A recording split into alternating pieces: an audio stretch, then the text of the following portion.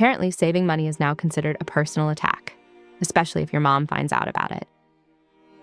This is the story of a 19-year-old college student whose biggest financial threat wasn't student loans.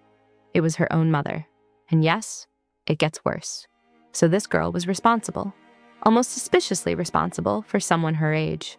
She worked part-time while studying, skipped expensive trips, avoided impulse buys, and didn't treat her debit card like it was a toy.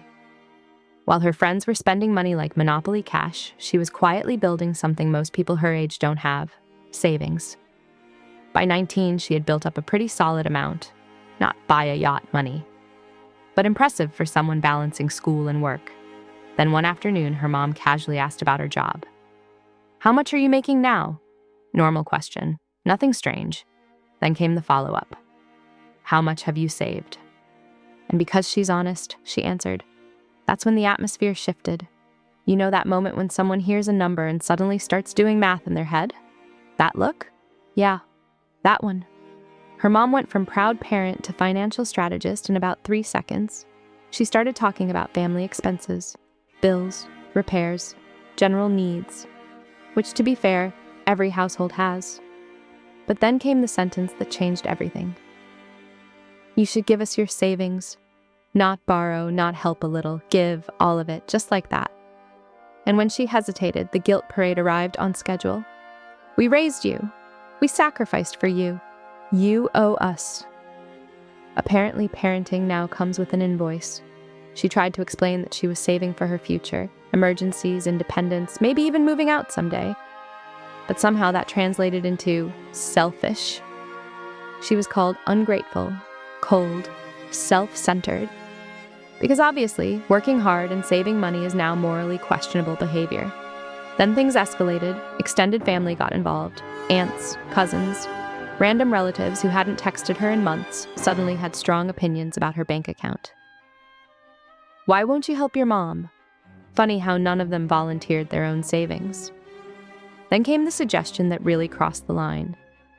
Her mom asked for access to her bank account. For transparency. Sure, because nothing says healthy boundaries like shared financial control. That's when she realized something important. This wasn't about helping the family. This was about control. If she handed over her savings once, it wouldn't stop there. It would set a precedent. So she did something radical. She opened a new bank account, transferred her money, changed her passwords, and stopped discussing her finances completely. Revolutionary concept, boundaries. Did she feel guilty? Of course, emotional pressure is designed to make you feel guilty. That's how it works. But she also knew something deeper. She worked for that money. She sacrificed for it. She earned it. And protecting your future doesn't make you selfish. It makes you responsible. Her mom didn't take it well. The relationship became tense. Conversations turned cold. Subtle comments were thrown around during dinner. But the money stayed where it belonged, in her account. And here's the real question. Is it selfish to protect your financial future? Or is it selfish to demand someone else's savings because you think you're entitled to it? Let me know what you think. Because apparently, being financially responsible is controversial now. Apparently, saving money is now considered an act of betrayal. At least that's what I learned the day my own mother discovered how much I had in my bank account. And somehow, I became the villain. Let me explain. I'm 19. I go to college. I work part-time. I don't party every weekend. I don't buy expensive clothes. I don't treat Amazon like it's a personality trait. Instead, I did something wild. I saved money, not because I'm greedy, not because I don't love my family, but because I grew up watching financial stress destroy peace in our house. Late-night arguments about bills, whispers about debt, that tension you can feel even as a kid. So I promised myself I wouldn't live like that. By the time I turned 19, I had built up a pretty decent amount in savings. Nothing insane, but enough that I felt safe. And that's when the trouble started. It was a normal afternoon. My mom asked about my job. "How's work going?" "Good." "How much are you making now?" I told her. Then she smiled. "That's great. I'm proud of you." "See? Harmless." Then came the second question. "How much have you saved?" Now I hesitated, but I've always been honest with my mom. So I told her, and I watched something change in her face. It was subtle, but real. She repeated the number slowly, like she was tasting it. Then she got very quiet. That night at dinner, she brought it up again. You know, we've been struggling with some expenses. Okay, fair. Every family has bills. But then she said it. You should give us your savings. I thought she meant help out a little. Nope. All of it. She said it casually, like she was asking to borrow a phone charger. I laughed, because I thought she was joking. She wasn't. You live under this roof. We raised you. We sacrificed everything. Ah, yes, the classic parenting invoice. Apparently, there's a repayment plan I never agreed to. I tried to explain. I worked for that money.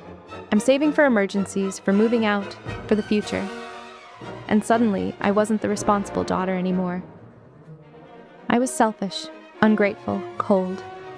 Because obviously, financial independence equals emotional betrayal. The conversation escalated fast. She said if the family is struggling, my savings shouldn't just sit there. I asked what exactly the emergency was. Silence, then vague answers. Things. Expenses. You wouldn't understand. Interesting. The next day, my aunt texted me, then my cousin. Apparently, my bank account had become community property. Why are you refusing to help your mom? Funny how none of them offered their own savings, just mine. Then came the real shock. My mom asked for access to my account. For transparency. Sure, because nothing says trust like demanding someone's login credentials. That's when I realized this wasn't about help. It was about control. If I handed it over once, it would never stop. Every paycheck, every raise, every bonus, it would become family money. And here's the thing. We weren't starving. We weren't losing the house. There was no eviction notice. There was no medical crisis. There was just the idea that my money was available. And once people think your money is available, boundaries become optional. So I did something quiet. I opened a new bank account, transferred my savings, changed every password. And I stopped discussing money entirely. When my mom found out I wasn't transferring the money, she was furious. She accused me of thinking I was better than everyone. She said I was choosing money over family. But here's the uncomfortable truth. If protecting your future feels like betrayal to someone, maybe they never wanted your future to begin with. The house got tense, conversations became short. Passive-aggressive comments appeared out of nowhere. Oh, must be nice to have savings. Yes, it is. Highly recommend. I started planning my move out. Because financial independence means nothing if you're emotionally trapped. And yes, I felt guilty. That's what guilt tactics are designed to do. They make you question your boundaries. But guilt doesn't mean you're wrong. It just means someone is uncomfortable with your limits. Eventually, things calmed down, not because she agreed with me, but because she realized I wasn't backing down. And here's what I learned from all of this. Sometimes the people who shout, "Family comes first," actually mean, "My comfort comes first." Saving money isn't selfish. Demanding someone else's savings might be. So now I'm asking you, if your parent demanded your entire savings, would you hand it over, or would you protect your future? Let me know. Because apparently, responsibility is controversial now.